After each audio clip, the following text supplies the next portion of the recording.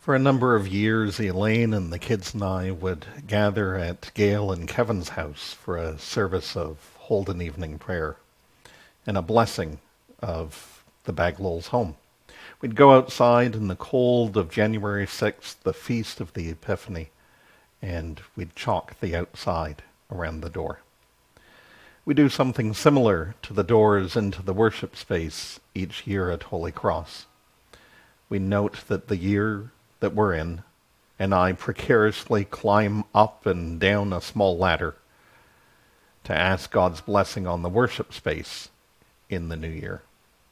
As it's done, I think back to the passage that we're looking at for today.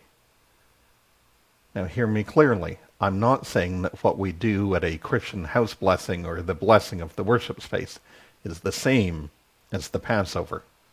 It's not.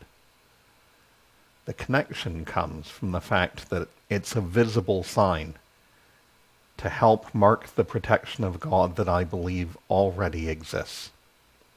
A couple of weeks ago, I asked this question: how big is God's protection of us?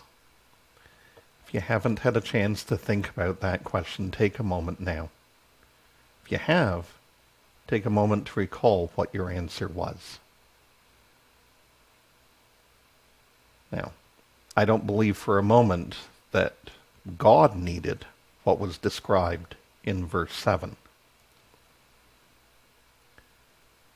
They shall take some of the blood and put it on the two doorposts and the lintel of the houses in which they eat it. If we believe in an all-knowing God, surely God knows where we live, and God would surely have known which houses to pass over in Egypt. Which brings us to my first question for this study. What sign do I need to feel safe? Take a moment. Think about it.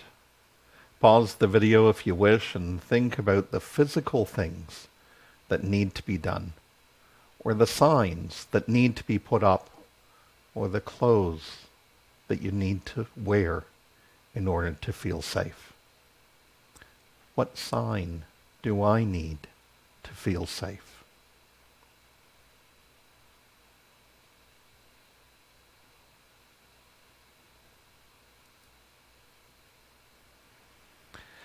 As I write and record this Bible study, the number of COVID-19 cases has been on the rise recently. I've heard people say that they're concerned about the second wave that we're in. And we've had people rightly decide not to come to worship at this time as the count is increasing. While COVID-19 is not the plague, it does feel at times that we've been plagued with this. We've all heard the instructions of what we need to do in order to be safe from COVID-19. Wear a mask, stay 2 meters apart, don't sing in church, stay in small bubbles, wash our hands often, and don't touch our mouth or face regularly. We've also, though, heard people say that they don't need to do any of that. In particular, we've heard some preachers state that God would protect them from the virus, so they particularly don't need to take any of those precautions. Which leads me into the second question for today. How does God protect us today? Take a moment to think about that question. Does God protect us in the way of walking through the streets in this reading from Exodus? Or does God protect us through the people who walk through the streets with the knowledge that God has given them? Again, maybe pause the video and give it some thought.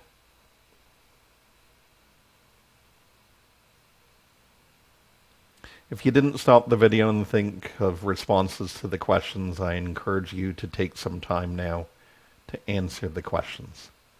Again, drop me a note. Let's think about how we feel safe and think about God's protection. I'll see you again in a few days. Until then, peace and blessings to you.